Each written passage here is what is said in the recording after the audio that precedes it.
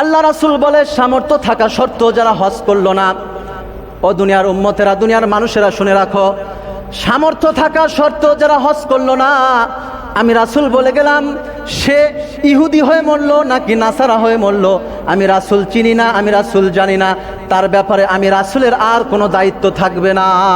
নাউজুবিল্লাহ বলেন। আল্লাহ রাসূল বলে নাই যে সে মুসলমান হয়ে মরলো না ইহুদি না নাসারা হয়ে মরলো, মুসলমান শব্দ আনেই নাই। তার মানে কি বোঝায়?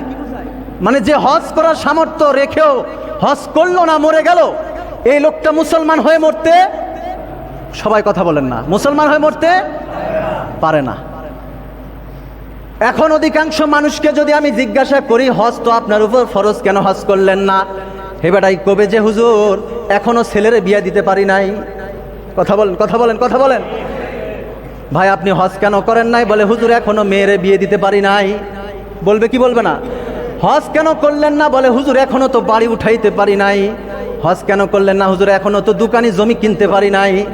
ও ভাই, নামাজ যেমন ফরজ, নামাজ পড়ার জন্য যেমন ছেলের বিবাহের জরুরত আসে না, নামাজ পড়ার জন্য যেমন মেয়ের বিবাহের জরুরত আসে না, নামাজ পড়ার জন্য যেমন বাড়ি করার জরুরত আসে না, নামাজ পড়ার জন্য যেমন জমি কেনার প্রয়োজন আসে না, ঠিক হজ করার জন্য তেমন ছেলের বিবাহের জরুরত আসে না, হজ করার জন্য মেয়ের বিবাহের জরুরত আসে না, হজ করার জন্য বুড়া হওয়ার জরুরত আসে না। কি আসে না? হুজুর অল্প বয়স, এখন কি হজ করা যায়? একটু বুড়া টুড়া হয়ে যায়, যত আকাম কুকাম 40 বছর পর্যন্ত করি, এরপর দাড়ি দুড়ি পাকলে একেবারে আল্লাহর ওলি, খাস একবারে আল্লাহর ওলি হয়ে তারপর হজে যাবো, হজ করে তারপর বাড়িতে আসবো। কথা বলেন, বলে কি বলে না? এ কারণে এই চিন্তা, এই মনোমানসিকতা 90% মুসলমানের হওয়ার কারণে হজ ফরজ হয় 30 বছর বয়সে, আর হজ করতে যায় 50 বছর বয়সে। তাই কিনা ভাই? এই অবস্থা না আজকে আমাদের? কি আজীব কারবার। অথচ এই মুহূর্তে যদি আপনি মারা যান, আপনি বলতেছেন ছেলের বিবাহ দেই নাই, হজের সাথে কোনো সম্পর্ক নাই ছেলের বিবাহের, আপনার উপর ফরজ হয়েছে। এজন্য অন্য আর এক হাদিসের মধ্যে এসেছে 5 বছরের মধ্যে যার উপর হজ ফরজ হলো, হজ ফরজ হওয়ার 5 বছরের মধ্যে যে হজ করলো না, ইসলামের মধ্যে তার কোনো অংশ থাকলো না। এখন যে মানুষটা চিন্তা করলো ছেলে সন্তানের হজ করলে তো টাকা ফুরে যাবে, আরে বাবা 7 লক্ষ টাকা এমনি নাকি? কত কষ্ট করে জমাইছি, মেয়ের বিবাহ দিতে হবে, মেয়ের ভবিষ্যৎ আছে, ছেলের ভবিষ্যৎ আছে, আমার পরের প্রজন্মের ভবিষ্যৎ আছে, এই ভবিষ্যৎ চিন্তা করে কি হজ করা যায়?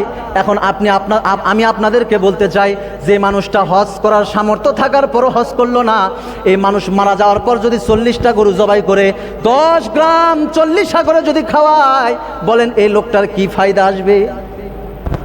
বলেন বলেন। কারণ এ তো মুসলমান হয়ে মরে নাই। এজন্য ওমরে ফারুক রাদিয়াল্লাহু তাআলা আনহু বলেছেন, আমার মনে চাই যারা সামর্থ্য থাকা সত্ত্বেও হজ করলো না, এদের প্রত্যেকের উপর আমি সরকারিভাবে কর নির্ধারণ করব, ওদের সম্পদের উপর কর নির্ধারণ করব, কারণ তারা মুসলমান না। হযরত ওমর ফারুক রাদিয়াল্লাহু তাআলা উনি বলতেছেন তারা মুসলমান না, যারা হজ করার পর সামর্থ্য থাকা সত্ত্বেও হজ করলো না। এখন যারা আছেন গাফেলাতের জিন্দেগি চিন্তা করতেছেন, অনেক মুরব্বী আছে এখানে যে টাকা থাকা সত্ত্বেও হজ করেন না, হজ করার মনোমানসিকতা তৈরি হয় না, দিল তৈরি হয় না যাদের। আপনারা একটু ভাবুন যে রাসূলের এই বক্তব্যটা আপনি কিভাবে ফেলে দিবেন, যে রাসূল বলল হজ করার সামর্থ্য থাকা সত্ত্বেও যে হজ করলো না, সে ইহুদি হয়ে মরলো না নাসারা হয়ে মরলো, আমি রাসূল জানি না। তাহলে এখন রাসূলের বক্তব্য অনুযায়ী আপনি কি করবেন বলেন? বলেন, আপনি বলেন, এবার বলেন, জবাব দেন। এই জন্য ভাই খুব গুরুত্বপূর্ণ বিষয় এটা। হজ সম্পর্কিত আরও অনেক মাসআলা আছে, এগুলা জেনে নেবেন। জেনে নিয়ে সামর্থ্য যদি থেকে যায়, এখন এই জুমা থেকে নিয়ত করেন, আল্লাহ এবছর আর সুযোগ হয় নাই, আগামীতে বেঁচে রাখলে ইনশাল্লাহ আমি হজে যাবই যাব, নিয়ত করে ফেলেন। বুড়া বয়সে না, যুবক বয়সে হজ করেন। যুবক বয়সে জিন্দেগিকে সাজান, জিন্দেগিকে সুন্দর করেন, বুড়া বয়সে না। আল্লাহ তাআলা বুঝার তৌফিক দান করুক, বলেন আমিন। আর যাদের হজ করার মতো আর শক্তি নাই কিন্তু সামর্থ্য এখনো আছে, হজ ফরজ যাদের উপর, এদের জন্য ইসলাম সুন্দর পদ্ধতি করে দিয়ে গেছে বদলি হজের। আপনি মনে করতেছেন আমি আর যাইতে পারবো না, আমার বয়স হয়ে গিয়েছে, হুজুর কি আজকে হাদিস শোনাইলেন, আগেও শুনছিলাম কিন্তু এইভাবে তো ভাবি নাই, তাহলে আমার একটু দিলটা পরিবর্তন হয়েছে, আমি তো হজ করতে চাই কিন্তু আমার শক্তি তো নাই, ওখানে তো দৌড়াদৌড়ি করতে হবে, অনেক কাজ আছে, আমার দ্বারা তো সম্ভব না। তাহলে আপনার জন্য বদলি হজের জরুরত আছে। আপনার সন্তান অথবা আপনার পরিবারের মানুষ অথবা যে কোনো কাউকে, যে কোনো যাকে আপনার পছন্দ হয়, যাকে ভালো লাগে, হজের সম্পূর্ণ খরচ তাকে দিয়ে আপনি তার মাধ্যমে হজ করায় নেন, আপনার ফরজ ইবাদত কবুল হয়ে যাবে আল্লাহর কাছে। আর একটা কথা শোনেন, হাদিস যে হজ এটা কত গুরুত্বপূর্ণ ফজিলত, এবং হজের মাধ্যমে হাজিদের ব্যাপারে আল্লাহ রাসূলের বক্তব্য কি। আমরা তো অনেক সময় হাজিদেরকে নিয়ে ক্রিটিসাইজ করি। হজ কবুল হওয়ার সময় শেষ করতেছি। হজ কবুল হওয়ার অনেক শর্ত আছে।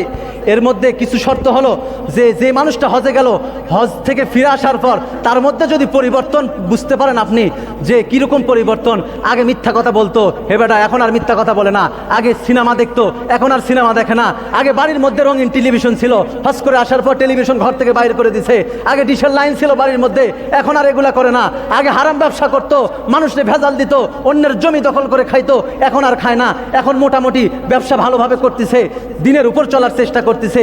পরিবর্তন যদি বুঝেন, নরমী ভাব আসছে, উগ্র মেজাজ আর নাই, হট করে রেগে যায় না, তাহলে বুঝবেন এই লোকটার হজ কবুল হয়ে গেছে। আর যদি আগে যা এই বুড়ার বেটা হজ করে আসার পর এখন আরো বেশি খারাপ হয়ে গেছে, তাহলে বুঝবেন আর হজ কবুল হয় নাই। আর হজ কতটা গুরুত্বপূর্ণ বিষয় যে আমাদের হুজুররা উদাহরণ দিয়ে বলে যে হজ হচ্ছে একটা ওয়াশিং মেশিনের মতো। ওয়াশিং মেশিনের মধ্যে কাপড় ঢুকানোর পর 10 মিনিটে ওই কাপড়টা এত সুন্দর করে ফ্রেশ করে বাইর করে দিবে, মনে হবে যে কেবল আপনি ওই যে কাপড় কাচে না, কাচার চাইতো মেশিনের মধ্যে ঢুকানো ওই কাপড় বেশি পরিষ্কার হয়। তো হজ এমন একটা গুরুত্বপূর্ণ ইবাদত যে আল্লাহ রাসূল বলেন হাজিদের জন্য হজ কত দামি নিয়ামত, যারা হজ করলো আর তাদের হজ যদি কবুল হয়ে যায়, ওয়াশিং মেশিন যেমন 10 মিনিটে কাপড় পরিষ্কার করে ফেলে, কোনো হাজির হজ কবুল হয়ে গেলে মায়ের পেট থেকে যেমন একটা বাচ্চা দুনিয়াতে আসলে পুত পবিত্র থাকে, ওই হাজিকে আল্লাহ পুত পবিত্র বানায় দেয়।